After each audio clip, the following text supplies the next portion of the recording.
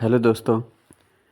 तो यह है प्रारूप जो कि आपके नियुक्ति आदेश का एक प्रारूप है और इसी प्रारूप पर ही आपका नियुक्ति आदेश दिया जाएगा। ठीक है, तो जो भी आपका जनपद होगा वहाँ पर लिखा रहेगा जिला पंचायत राज अधिकारी। मान लो आपका पौड़ी है, जैसे मेरा पौड़ी है, तो आपका कोई और भी हो सकता है, टिहरी है, अल्मोड़ा है ना, कोई भी जिला है। तो पूरा आप इसको पढ़ सकते हो, निदेशक पंचायती राज। तो ज़्यादातर सभी ग्रुप वगैरह से जुड़े हैं तो आपने ये देख लिया होगा।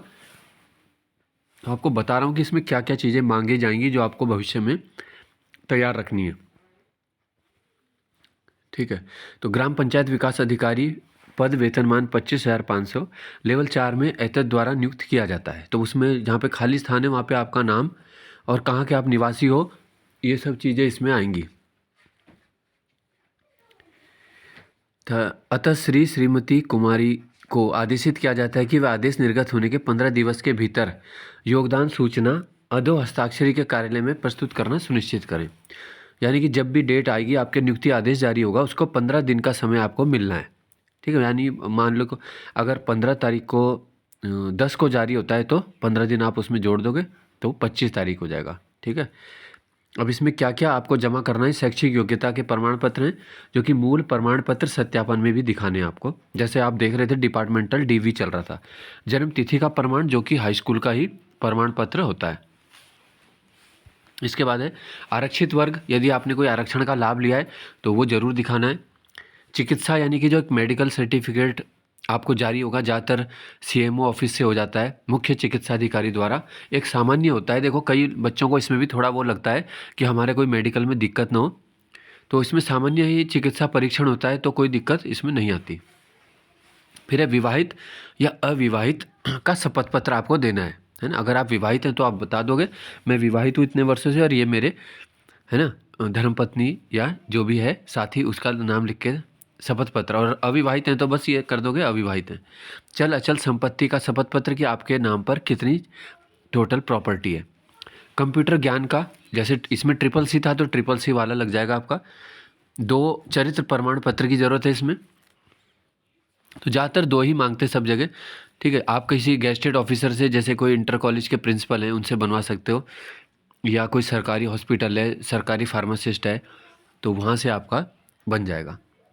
बैंक खाता नंबर, आधार कार्ड, पैन कार्ड जिसमें आपकी सैलरी आ सके वो वाले भी आपको देने हैं। ठीक है, तो जो आप चाहते हैं अगर कि भाई आपका नए बैंक अकाउंट में ही सैलरी आए तो आप नया अकाउंट खुलवा सकते हो किसी बैंक में और उसका दे सकते हो आप। ठीक है, आधार कार्ड तो पहले भी दे रखा है तो वही देना है। पैन कार्ड की भी सत्यापित छाया प्रति देनी है, तो पैन कार्ड वगैरह नहीं है तो फटाफट से बनवा लो।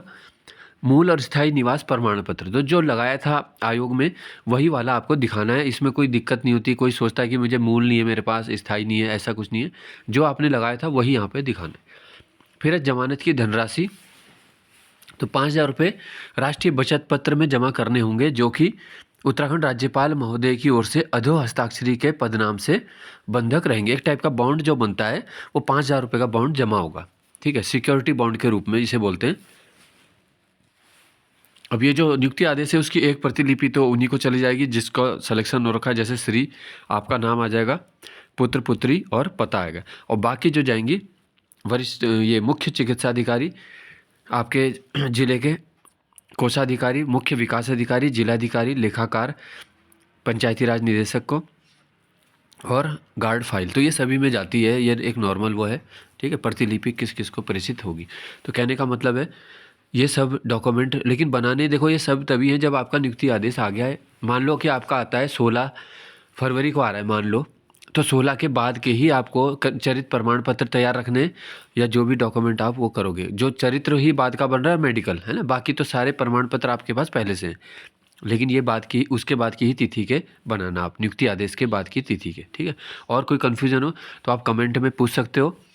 और अभी तो ये केवल देखो एक प्रारूप है, तो उम्मीद करते हैं कि 1-2 दिन के अंदर और या जितना भी समय लगे उसमें आपको खुशखबरी देखने को मिलेगी। ठीक है, मिलते हैं फिर अगले वीडियो के साथ जब भी बनाएंगे। और उम्मीद करते हैं कि जल्द ही जो है एक सरकारी नौकरी का ख्वाब आप सभी का पूरा होने वाला है।